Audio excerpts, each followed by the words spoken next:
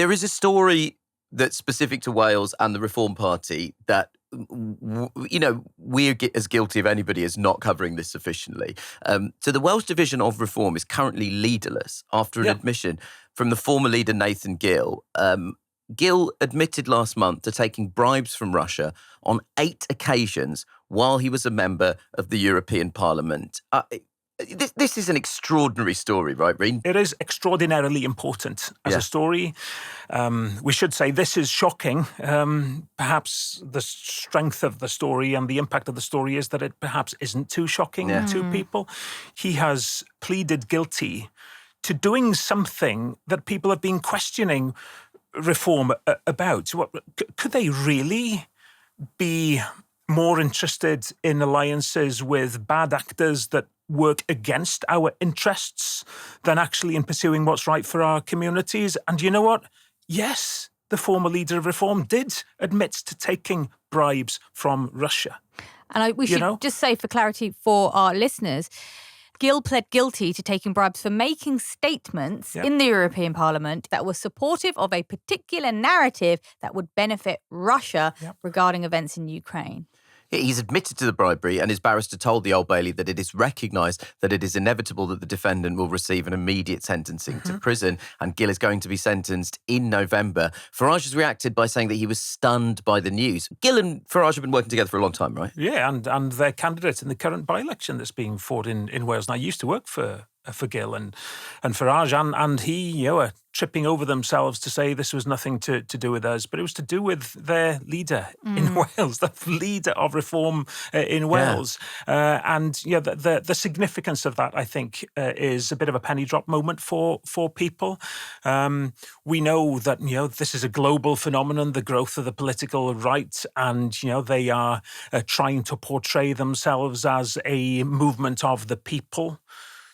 The people, I am totally convinced, and I would hope that you are too, do not want political leaders to be colluding with and forming alliances with people who are undermining every single day values that are important to us here in the UK, in Wales. It is appalling that this happened. And when you think of, there's a major debate currently in Wales about what's called a nation of sanctuary policy that government has. It's not about migrant numbers. It's about treating people with humanity if they end up in Wales. Pretty much all of that has gone on helping people from Ukraine to come to Wales. That most people, I think, who are possibly being persuaded by Reform would think is a good thing, that we're on Ukraine's side, are we not? And here we have Reform's former leader in Wales taking bribes to talk down Ukraine and promote their enemy, Russia. This is really, really appalling. So why is Reform so popular in Wales? I mean, you've got this massive story. Farage himself is saying, I don't know about my policies. It's too early to say. He's avoiding the question. Yeah, it's too early to say for elections that are happening in May. It's definitely not too early to say. It's an interesting way that you ask the question. Why are they so popular in Wales? And I hear it all the time. Wales is there. It's their front line. I think in England currently, or on a UK level, they're polling something like double digits ahead of Labour and the Conservatives. I know, but can I say that I sometimes think progressive people in this country expect better from Wales than England. Maybe that's it. Maybe that's it. And we'd like to deliver better. But one thing I would make clear, though, and I think this is really important, I'm not for a second playing down the success that Reform is having in the polls in Wales now. The point I was going to make was that it appears from what I'm hearing on the doorstep, the length and breadth of Wales, and from the polls, consistent polls now for many months, by the way, that there is a party, and it's Plaid Cymru in Wales, that is able to beat Reform, that is offering an alternative. We know that incumbency in politics is not a big strength at the moment. We know that there's real disillusionment with the old guards, if I could call them that. The deep disillusionment with Starmer and what he's done in government, with Welsh